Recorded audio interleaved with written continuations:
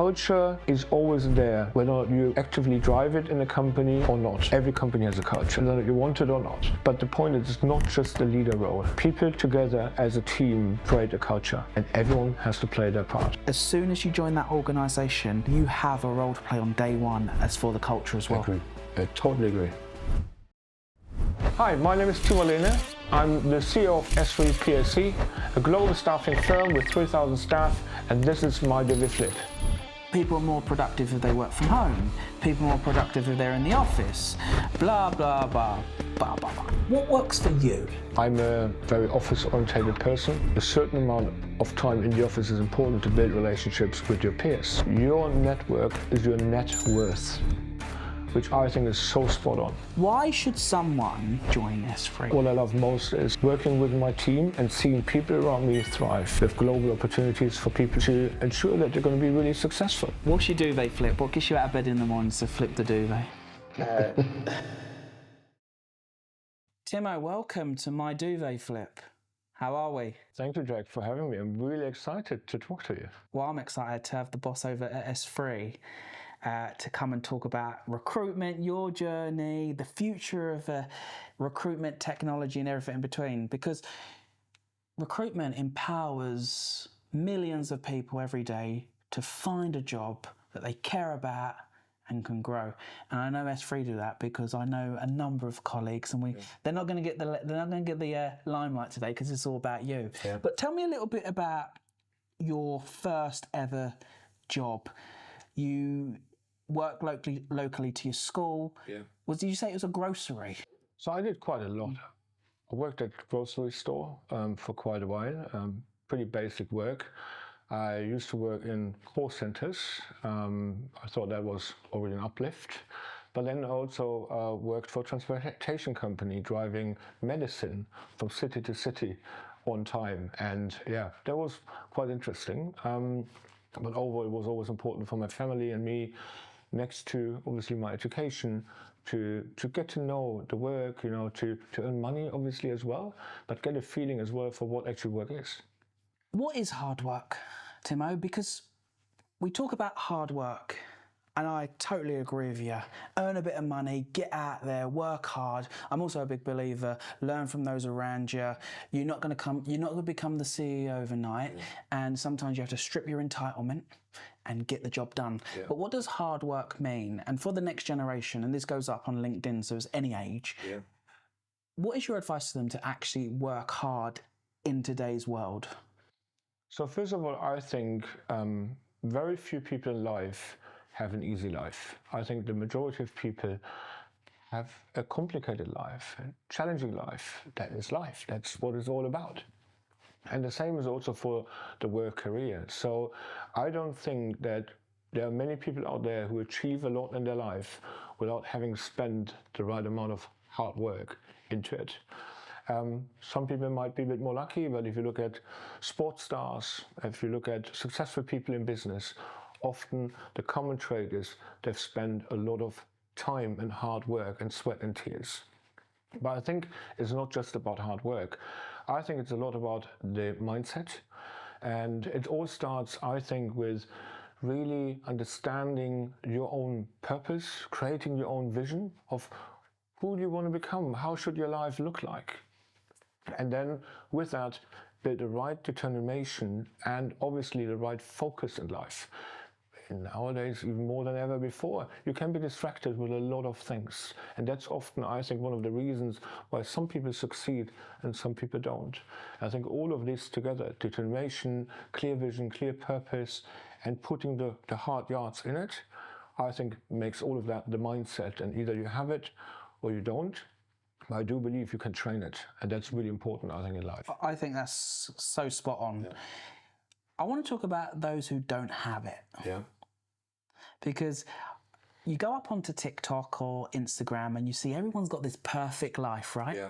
Oh, wow, perfect life. But like you said, it's not perfect. It's filtered. There's things that you have to do. I don't know what it's had to take you to get here today, but you've come here with a smile and you've made us feel important. Those who don't have it, how do they acknowledge that they don't have it? And how do they get it?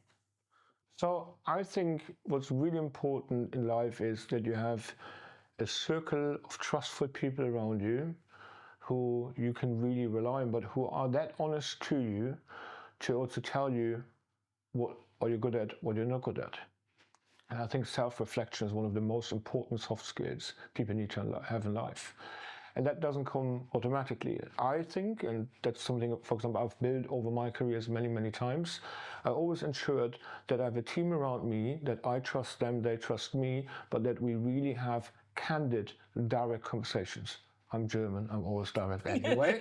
Yeah, but I think that's really, really important, and that only helps you to really evolve and to understand actually what are your blind spots, but more importantly, what are your strengths and which ones you can really accelerate around.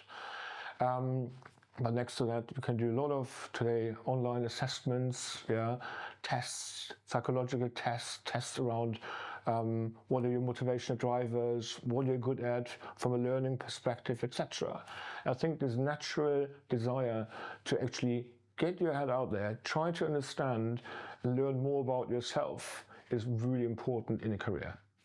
And how do you take on feedback when someone might say to you early on in your career, you don't have it or you're not doing it right? Yeah. How do you then, what have you ever had feedback where someone has said to you, Timo, you need to look at this, or I don't know, are you ever going to become the top biller because of this, this and this? And what is your advice to people in those situations?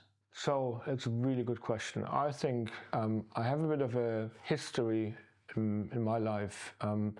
So perhaps to go a little bit one step backwards, but when I was born, I had a big neck infection. You see that as well. And I had multiple operations. Can't remember that, but my parents actually had a really tough time. But the reality is when I was in school, I had it always slightly more difficult than others, because people looked at me and said, hey, he looks a little bit different. Yeah. Then I will not forget that I had an interview for a call center, and the guy looked at me and said, honestly, you're not really good and perfect for a call center. We need someone with a clear articulation, we need someone with a clear voice, etc. I said, mate, give me a try and I'll prove you. And the same, ended up in sales. Yeah? Sales is probably not the role you would normally think about. But the reason and the way of how I've looked at it is, in life you need to differentiate. And I took my weakness, or people thought it's my weakness, and turned it into a strength. Because people can remember me more because I am a little bit different than perhaps others. Yeah, the way of how I articulate myself, etc. And then also with that, I'm a German as a CEO of a British PLC. That's also different. People remember, hey, that German was a little bit different.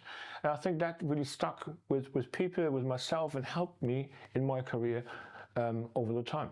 I love that. You've taken situations or things that people would automatically deem as weaknesses, yeah, and said, watch me do it, yes, right? Which, yes, then has become a superpower. Yes. So we talked before we went live, I'm dyslexic, so I can't, I know you've got some papers there, but that's why I don't have no papers around me, because it would overwhelm me, I could, yeah, not do it. But you put me in front of someone, yeah, and I've got a picture memory. Yeah. So I'll be able to have a conversation, picture things up, and have a good conversation with you. Use your strengths. I love that. Yes. Who taught you that, to actually say, no, give me a try, it's my difference, it's going to become a superpower? And how did you find the encouragement and the confidence, especially when you was younger? You would have had other people around you saying he's a little bit different. Maybe they used the word bit weird. I had a bit weird, like, because I couldn't read. Yeah. How did you take that on its head? And how does others translate that? How can others translate that in the workplace? Yeah. So I think, just for me, I think I built some kind of a protection shield over the time, specifically when I was younger. And sometimes that also went a little bit the wrong way, because it made me perhaps be a little bit more uncomfortable to others as well, because as a young person, what you get, you sometimes give back as well. But I think, let's be really honest, there was a moment in life which was quite changing, quite a turn point for me. I said it, I think, at the beginning, but I grew up in a quite upper middle class German family. Nothing too high, but we were doing well. But when I finished my high school and I went for my studies in the Netherlands, I actually got a call a few weeks after, and my parents said, Timo, come over, and your brothers, well, I have one brother, 3 years older. We have a problem, we are bankrupt.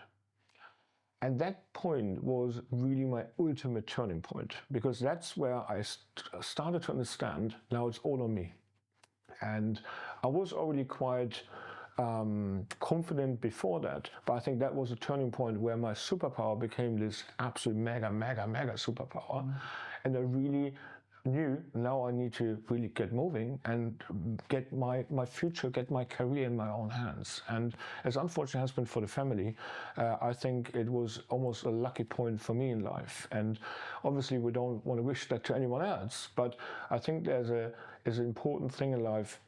When you're too comfortable, when things are going almost too well, I think it's really important to stretch yourself. Someone who said to me always, as soon as you have money, put it on a complete different account, invest it or spend it, but don't have it just lying in front of you, because it will make you complacent. And that's also something I'm still having. I'm still doing that. And it's not just all about money, but it's just one area where I think it just drives me in a different way than many others, because it can become complacent quite quickly, and I'm probably a complete opposite of that. I'm 42 years old, have 4 kids, living in Germany, and living there mainly because I'm a mountain man. I love to live in the mountains, hike them upwards, downwards, or use the ski. We weren't here today to talk about money, but obviously the overall mission that the youth group's got is to help 100 million young people work, money and health. I think that is such good money advice. If you've got money in front of you, you could become complacent, put it into another account.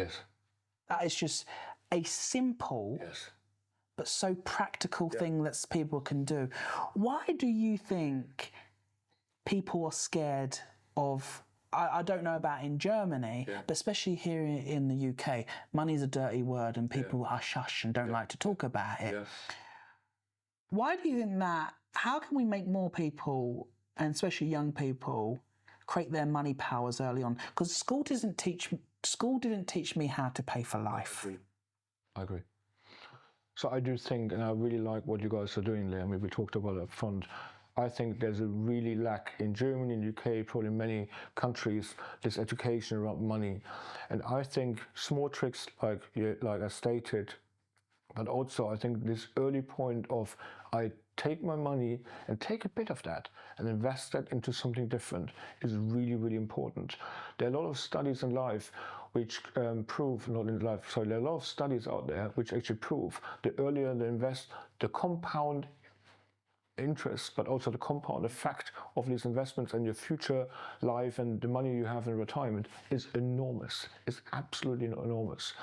So I think people need to start thinking, and even if it's in stocks or even if it's just in a different bank account where you get higher interest rates, but spending the money, just having it lying around is really the wrong side. And I don't forget that, but in Germany we have quite a complicated tax system where you need to do quite a lot, and often you need a tax advisor. And I asked at some point in my office when I was still in Germany and running some part of that, how many of you guys actually hand in your tax papers at the end of the year? And like 90% didn't do that. Even so, all of these people would have had a chance to get some money back. So I think there's knowledge around money, understanding how tax systems roughly work, what are the basics to do with money, I think is really important and should be part of every foundational education we give to our kids out there. Absolutely. And I would be not being an entrepreneur if I did not say this.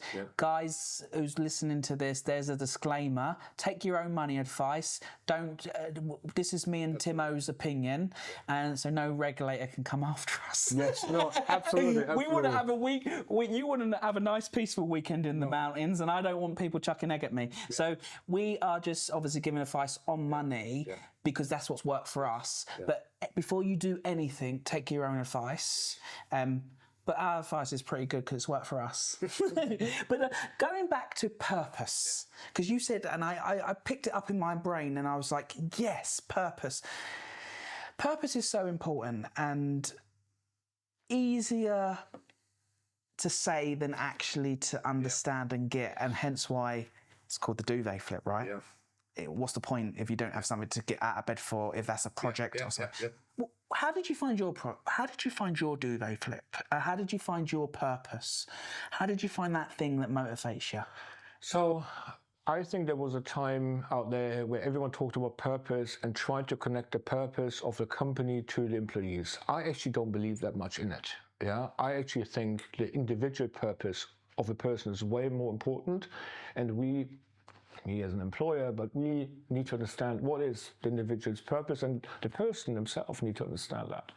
I think my purpose really evolved over time, and clearly when you're younger you have a different purpose in life than when you're middle-aged, you have a family and so on. But my purpose since, would say, probably 10 years now is that I try, and I have it written on my wall in the office, achieving excellent results through teamwork and alignment. That's my purpose. And I stand for that a lot, because I don't think you can achieve something in life without a team around you and without making sure that team is absolutely laser focused on what you're trying to do. I agree. And I would say roughly 10 years I have that now, and I think, and it's okay if the purpose is evolving, because there's this life pyramid, with different levels of what is normally important to you. And obviously when I was younger, I looked at money, I looked at having fun, and just want to have a fun situation. But now I think that's a good purpose for me, and it's really something which is embedded in my heart. And when you talk and ask me about my duvet flip, that's the reason why I wake up in the morning. I mean, I'm in a lucky position, not just to be CEO of a listed company, but I've been working for this company almost 19 years now. It's a little bit almost like my little baby even, so I know one day that journey will be over. But being able now to work with this company and specifically the people around me and achieve this big vision, this mission we have, and we've put out a really big vision as SThree. We want to be game changers in STEM. We're going to talk about that in the second half. So it's a really ambitious, bold movement, and that really excites me every day. Did young Timo 19 years ago would have made you about 21, 23, did you go into SThree thinking, I'm going to be here 19 years later leading the company? No way, never. I mean, I had a few jobs. I got my first offer from Mercedes-Benz, and my family, when they heard I declined it, they were absolutely furious. How could you decline a job with Mercedes-Benz? And then I literally went for this industry where the payment was pretty low, but I saw the upside. And I thought, you know what, I'll give it a try. I stumbled a little bit into it, if I'm honest. And because obviously my parents were a little bit in a financially difficult situation, me as well, I had to sit there and make this work successful, or this job successful. But hey, let's be really clear. I had multiple situations where I seriously thought about quitting, where I was close to quit. And if you would have asked me 14 years ago, could you ever be the CEO of SThree? I would have probably said no. At some point throughout my career, and I would say it's roughly now 8-9 years ago, I started playing a little bit around, could I really have a senior role at this company?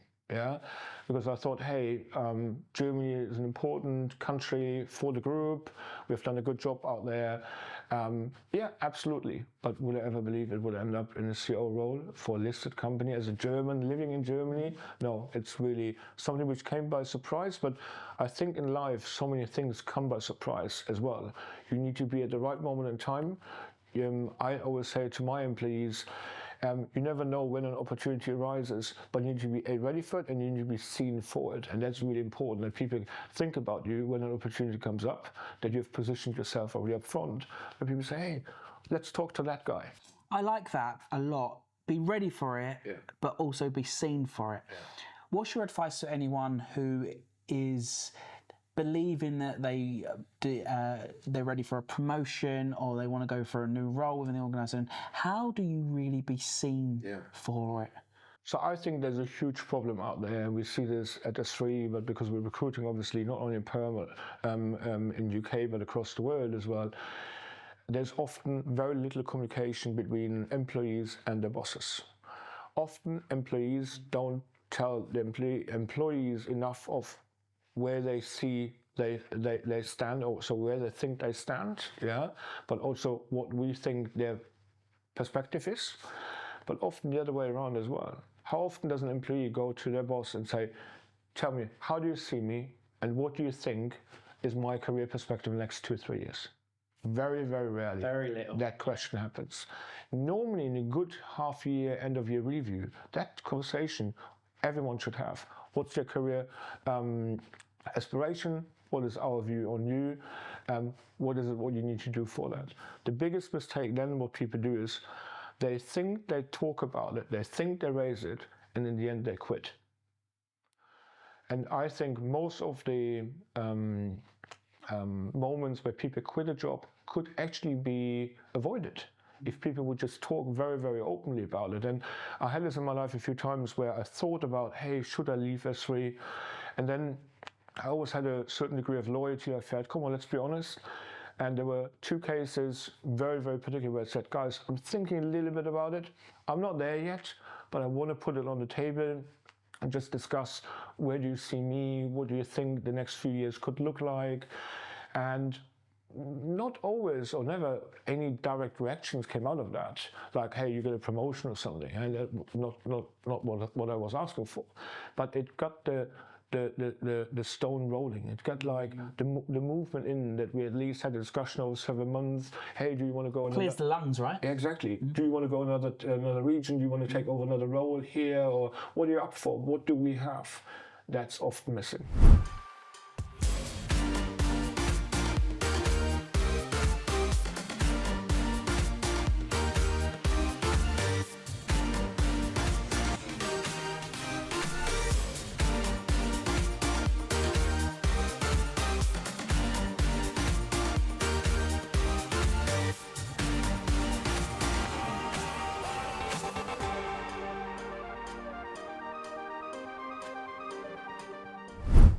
And how do you go forward to the employer and say, I think it's time for me to potentially leave. It's not guaranteed that I'm leaving. How do you do that in such a graceful way where you don't come across as just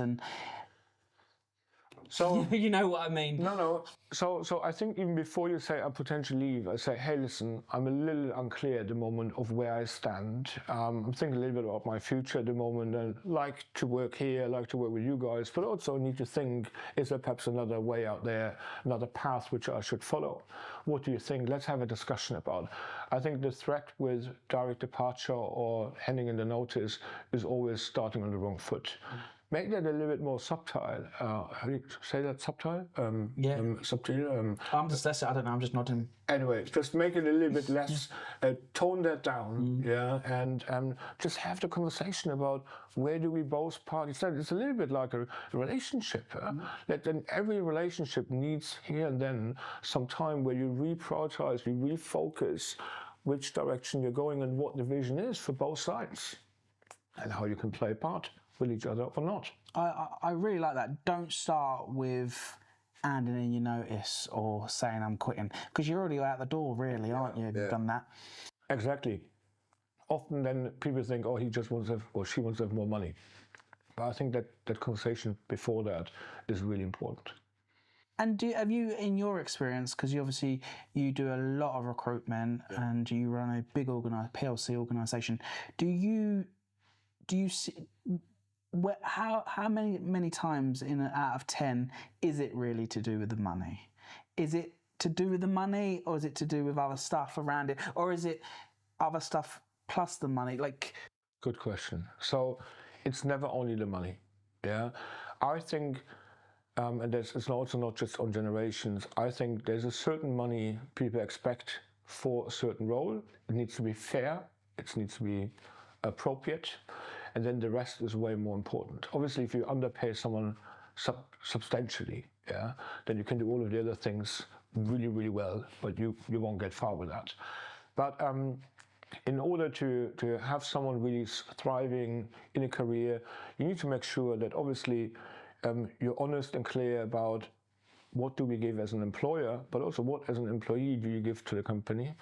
The onboarding is really, really important. How do you make these people really successful in their role? It's obviously very important of who's your manager or not. You can have all of the other aspects going well or not going so well, but if the manager doesn't get along with the individual or vice versa, then exactly it doesn't work. And I think what we're trying as well, more and more at SThree, we're trying to, in each of these steps, to regularly review, is that working, yes or not? Because if we have hired the right person, onboarded the person really, really well, the person might be in the wrong team or under the wrong manager, and that's the thing we can fix and move someone over to a different department, and then the person thrives. Then that's something we need to get on the table and we need to discuss. But in many cases, and we have been in parts we're also not good enough yet on that one, we're missing that little trick.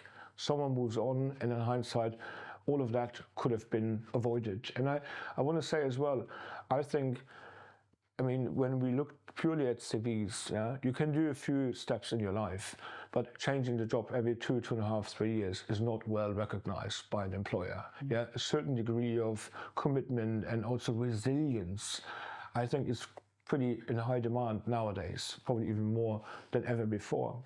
And I do think resilience is another trait which is just so important in life with everything you do. What is resilience? Why does one need it? How did you get it? I mean, resilience, I think, is is a skill set I think everyone needs in life. Because I think, and you asked me also, specifically modern life, it might be a little bit different. And I mean, I can see this a little bit with my kids. I mean, you get everything immediately, promptly nowadays when you want to have it. Whether it's Netflix or Amazon, you want to order something, you don't need to wait for things anymore. And there's really a skill set which is something we're losing a little bit, and not just young people, also myself. We need to retrain that continuously. But I think the resilience to be focused on where you want to go, to fulfill your vision or to your ambition, and not just throw in the towel once you have a moment where things don't go that well. And I mean, I've given you a few examples on how I've built that over the years. Some things were a little bit because of my path, because of my health and my family.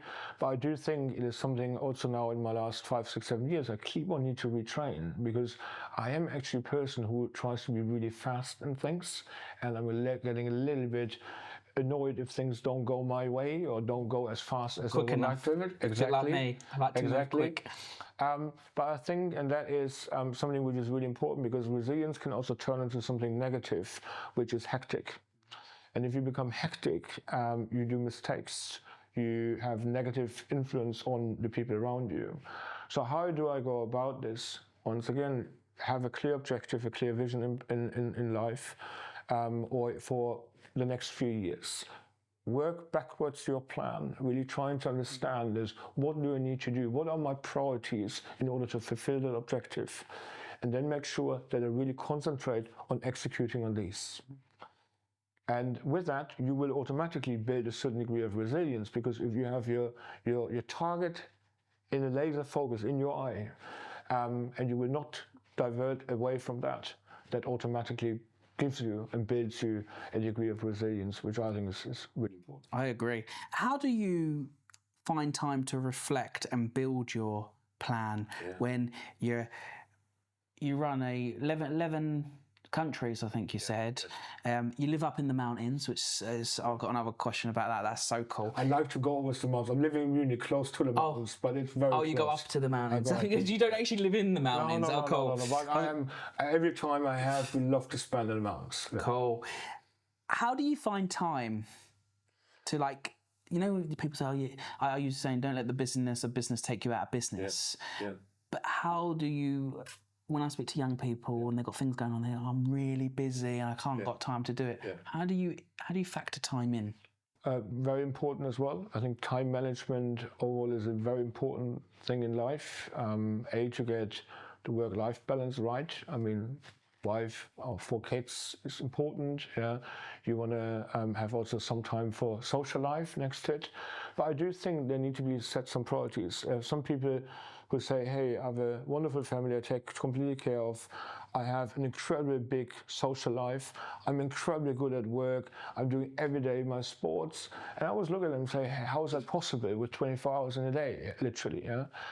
So I do think it's about making choices in life. And for example, I made my choice to be good in what I do as a job in my career, and my other big choice is my family. Yeah. With that, they are kind of my core points in my calendar, and I work a lot with my calendar. So I plan my year always at German. Yeah. But literally, where I'm on holiday, but when I'm going on holiday, there are certain rules in my calendar. Friday afternoons are always, except for if there's whatever I need to travel to the US or whatever. Yeah? But if I'm in Germany, every Friday afternoon, I'm actually quite free, able to pick up my kids. We have a few blockers in my calendar which are almost untouchable, because it's time for me to just reflect, to work through and think of what is it, are my priorities still right? Yeah, are we still on the right track? Because we obviously have quite a lot of things going on, whether it's internally or with our investors, but just to make sure that the priorities we have set, we are executing well, and are they still the right priorities? And that I would do almost on a weekly basis. That is really good. So you use your calendar as the tool to set the foundation, but also the boundaries. Yes. I need to start doing that.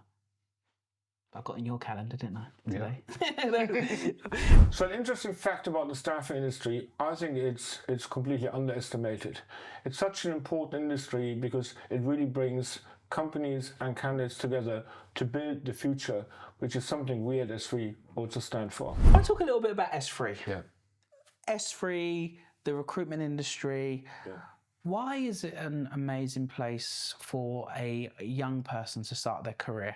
I'm biased because that's where I started my career. You're biased because you started your career there. So let's just have a biased chat about how it's beautiful. Yeah. But tell me a little bit about where the industry is, where it needs to go, what you're excited about for the future, what you're a bit worried about for the future in the industry as well. Yeah. Well, I'm actually very excited about the future. I think the industry has, over the last 20 years, evolved quite a lot. It's a multi-billion dollar pound industry across the globe. Many people have their careers there, but there are a few turning points or a few dimensions which are impacting the industry quite a lot. Number one, you can see from a client and candidate side that just staffing is often not enough anymore. So the services need to be enhanced, which I think is a good thing because it overall increases the overall value of the industry, and also differentiates a little bit of who's really good at it and who is not good at it. Obviously, governments have quite some impact on the industry as well, because the legislations around the flexible talent model, for example, you have in the UK, or we have here IR35, it's flipping back and forth, changing, you need to adapt around that. So there's a lot happening, but I think the number one biggest change to the industry which is coming is technology. It's a very analog industry. I would say probably how we do recruitment hasn't changed in the last 15 years, except for using Zoom or Teams and a newer version of Outlook and have your iPad. But the end-to-end processes are quite the same. I don't believe that the human-to-human aspect will go away, because it's a relationship, it's a people's business. That's what I really love about it as well. But it will be much easier, for people to digitize some parts of the job of a staffer, because there's a lot of manual work still involved at the moment, searching candidates, doing some basic qualifications, arranging the interviews, etc. I think that will be more and more taken away and digitized, but therefore the focus for people in staffing will be really on the relationship building, really on the sales side, on the networking side. And we embarked this journey 2.5 years ago as a company. We thought we're also at a verge where we need to do something, because we believe technology will come in and bring quite some change. If you ask me now, 2.5 years later, I would say, hell yeah, that's going to be way more than anticipated 2.5 years ago. Mainly also due to AI. I mean, the acceleration of AI is just enormous and amazing, and in some cases also a little bit scary. But we have embarked on this journey to say, listen, we need to invest a lot of money. We're taking £35 million. We've ripped out all of our technology platform now at SThree and are replacing that with a complete new platform, predominantly Microsoft-based. That's why we also have a quite good relationship to Microsoft. And that enables us to really rethink the way of how internally people should work, but also how we want to engage with our clients and candidates much more in a digital way, next to obviously having that people relationship, which will never go away in that industry. An interesting fact about SThree is we're very unique because we're a STEM talent provider acting and operating in 11 countries. But more importantly, we believe this industry is about to transform due to technology. We have embarked a journey to replace all of the technology we have at SThree and become future ready for whatever comes. How do you find, what is your advice for that people relationship when the next generation has done so much on their phones, so much behind a screen? How can they adapt? Like, I'm a big believer. Look, I don't want to get into debates around flexible working and where you work or what. We had a leader, a country leader, prime minister, who was due on the show, couldn't do it face to face, wanted to do it virtual. This is not their show. I don't care who you are. No. You come and give advice. We all make time, right? Yes. And I just think the face to face, that we wouldn't have had the same connection if you was on Zoom and I was like, I'm trying to get on, Timo. I can't do this. How important is it face to face when you're such early on in your career to look someone in the eye and say, trust me, I will make sure I'll get this done for you, Timo, today? Look, I do think, first of all, in order to build relationships, you need to build trust. How do you build trust? Not via Zoom. You build trust by spending time with people together, face to face, in the same room, where you get to know each other. And therefore, I think it's pivotal, because also with the rise of technology, I think the key and only differentiator now alive is actually still the personal relationship. There's a really nice saying, don't know who actually came up first with it, but one person repeated it, and I really like that. Toto Wolff, the managing director of the Mercedes-Benz AMG Formula One team, and he said in an interview, your network is your net worth, which I think is so spot on. So you need to build network. How do you build network? By relationship. How do you build relationship? By building trust and spending time. It's actually quite easy, but you just need to do it. And I do believe you can do a lot of things nowadays digitally, and you can enhance relationships digitally as well. But you need to first put the time in to get to know each other in person and really spend time together. And that is one of the fantastic things around recruitment, right? Yeah. Because it gives you the opportunity to have that face-to-face interactions with so many people, whether you're a candidate, whether you're a client, you just get with your colleagues as well. It just gives the opportunity to kind of... Do you think there's loads of different reports, like, all the McKinseys, everyone does a report, People are more productive if they work from home. People are more productive if they're in the office. Blah, blah, blah, blah, blah, blah. And I don't want you. I don't want. Me on the spot. No. We're not gonna talk about and disregard reports that have been done, because a lot of energy and that's people's jobs. Yeah. What works for you? Yeah. So for me, I'm a very office-oriented person. Many reasons, not because I'm the CEO and I need to be leading by example, but I do believe a certain amount of time in the office is important to build relationships with your peers, to get to know and understand what do they have on their table, how we can cooperate, participate, learn from each other, etc. But it's also really important from a culture perspective.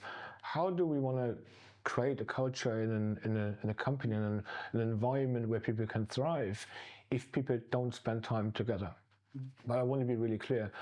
When people often talk about hybrid or non-hybrid or remote, they often generalize things. There's so many different jobs out there, and there's so many different solutions to it. You can't put all in one bucket and say, this is the global solution, this has to work for everyone. But I personally think hybrid is impossible. I don't believe, at least in the industry we're operating in a complete remote style. I think that's very, very tricky. Yeah, there are exceptions if someone needs to move far up into the mountains because of a personal situation, then sometimes we might have that. But if you have everyone remote working from across the country, that becomes really, really challenging. But I think the hybrid piece, where you give the people really the time where they can work from home, also arrange, social life, family, kids, kindergarten. I mean, that is all a tricky situation. I know what I'm talking about with four kids. Yeah. So I think that's really important to offer that. But I think there's also a requirement, and people must understand that there's a certain degree of time where you just need to come together and really collaborate and really learn from each other and, build relationship, trust. And I know you said I put you on the spot, but I think you answer that very gracefully and honestly. And I think what I personally say, which doesn't always go down well to young people, if you've got 5 years or less work experience, be in the office or face-to-face time as much as you can, because you learn just how people present themselves and stuff. And like you said, there's different circumstances for different people. It's working out what works for that individual, but then working out, like we said earlier, where do you want to be? Yes. And does actually having face-to-face time help you get to there quicker in a meaningful way? Yeah. Whether it's 5 years or 3 or 4, whatever. But I do agree, if you're new in a role, I would really recommend to spend as much time with experienced people around you. And that's also often the tricky situation. Experienced people say, why do I need to be in the office? Because also others want to learn from you. Others want to interact with you. So there's a little bit, and perhaps on last part on culture. Culture is always there, whether you actively drive it in a company or not. Every company has a culture, whether you want it or not. But I think it's not about, in culture, just creating some values, put them in the walls and some nice slogans. Obviously, it's about really how do you execute on certain standards, on certain values. But the point is, it's not just the leader role. Often people sit there and say, but my leader, my manager, he or she is responsible for the office or for the environment. No, even the experienced person, 4, 5, 6 years in the business, can't just sit aside and say, but all of this I have nothing to do with. And also, the new joiner can't say, but I'm just new here, I have nothing to do with it. They need to do everything for me. People together as a team create a culture, and everyone has to play their part. I totally agree. When I go and meet someone in an office, I ask the receptionist, how's today in this office? How are you finding today? And based on their response, it just sets the tone on, okay, what's actually it like? Oh, it's really stressful. I've got a lot going on. Can't wait for the weekend. You go, okay, thank you. And then it's just those little things, isn't it? And like you said, it's not just the leader. Everyone has a role to play. And I also say to young people, as soon as you join that organisation, you have a role to play on day one as for the culture as well. I totally agree. So, where do you... we're looking in the future. You and I sit down in 10 years' time. Yeah, you're 42, I'm 32. And what's happened in the industry? So I think there will be some consolidation in the staffing industry or recruitment industry. I think there will be some who might drop out. There will be a lot of new coming in, and I think in particular companies, established companies who are not doing staffing recruitment at the moment, thinking about job boards, etc. Because what is it? You need data. You bring data together and make that work. So I think that will happen, and I do believe something which hasn't really happened so far, but the marketplaces, certain types of roles out there will not be done by a pure traditional staffing agency anymore. If you look at some blue-collar roles, etc., or some lower, more junior roles also in the STEM field. So I think many recruitment staffing companies will move up the food chain. I think the flexible talent piece where we're on is a big mega trend, because the not only new generation, even the established generations, 50, 60, don't want to always work anymore in a permanent work style. They want to work on a more contract basis, a few months here, a few months there. And last but not least, I do think it will make a huge difference of who's technology, digital advanced and who's not. Because I think that will become a really important part for clients and candidates to decide who do you work with, and most importantly, also for employees. Because there's a really interesting study, I think 3 years ago, from the European Union, looking at what actually employees want. And the number one point is they want to have seamless technology around them. And there's nothing worse than clunky, outdated systems, etc. And let's be honest, not just in the industry, so many companies have to fight with that. And the pressure, because we're all working privately with iPads, modern technology, is that this kind of experience is also being moved into the workspace. And that's really a challenge. What do you think of our technology? All good? All seamless? Absolutely. It's on, isn't it? It's absolutely. Going. Very, very impressed. You wanted to see podcast number 1. The camera fell off the box. It was so embarrassing. We was using one of those Mr. Bean cameras. Yeah. But you grow, don't you? And you get better. Yeah. We've only got time for 2 more questions. Yeah. Why should someone, after watching this, them watching this, it's like spending a day in a library. It's great. Why should they join SThree? Why should they put their hand up and go, you know what, I'm going to go and check out SThree recruiters' roles. Yeah. Or I'm actually a job seeker and I want to get into a STEM career. I'm going to go and apply and ask for help from SThree. Why should they do that? So I do believe, there are 2 sides. Externally, in order to give someone access to STEM jobs, I do think we have a lot of knowledge around it. We have a lot of contacts, obviously, around it. We can give advice of which jobs might be really future orientated. We can't guarantee, but we can give some indications, some market trends in IT, in life sciences, in the engineering field. So I do think, please come to us, reach out and talk to us.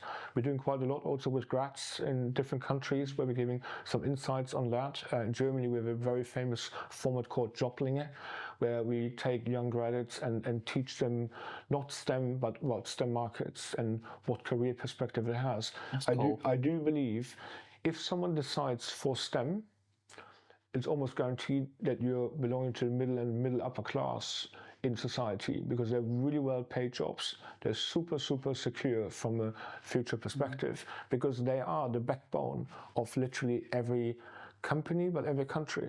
One interesting fact, the amount of STEM experts in a country decide on how many patents a country creates, and the amount of patents you have in a country have a direct link to how wealthy the society is or not. Wow. It's no joke. It's directly linked. But now, looking at SThree, I think it's a very, very interesting and perfect time to actually come and join SThree, because we are one of the very few companies who have put a bold bet out and said, listen, we want to be really future ready. We're transforming literally the company quite fundamentally, and we are very well positioned with 11 countries. We have global opportunities for people if they want to take them, and soon we're going to have very, very good and exciting tech which really enables them to ensure that they're going to be really successful. Wow, and I know I've seen a nice, really modern and fresh office in London. Yeah. Cool. We've invested quite a lot in our office infrastructure, although we can't do all of this office at the same time. But that's an important part. We want to create this culture where people like to come to the office and have this thriving environment. And an office itself doesn't make the difference, but it's, again, one part you need to get right. Well, I'm waiting for my invite over there. Oh, anytime. My final question, are you ready for it? Yes. What's your duvet flip? What gets you out of bed in the morning to flip the duvet? Look, I kind of indicated before, I love doing my job. Yeah, I love working for a company. I've been now working for 19 years, and that in itself drives me a lot. But what I love most is working with my team and seeing people around me thrive, really getting the best out of them, making the best versions out of themselves. That is really what drives me. And then the third point is really, I do believe we have a good chance to spin the industry a little bit, to perhaps not disrupt, don't like the word disrupt, but to be a real leader in the industry in this coming 5, 6, 7 years, which I think is changing a lot. And that is just so much of my motivation. I love that. I just want to say thank you. Thank you. I don't know if it's the German in you, but you're a straight talker.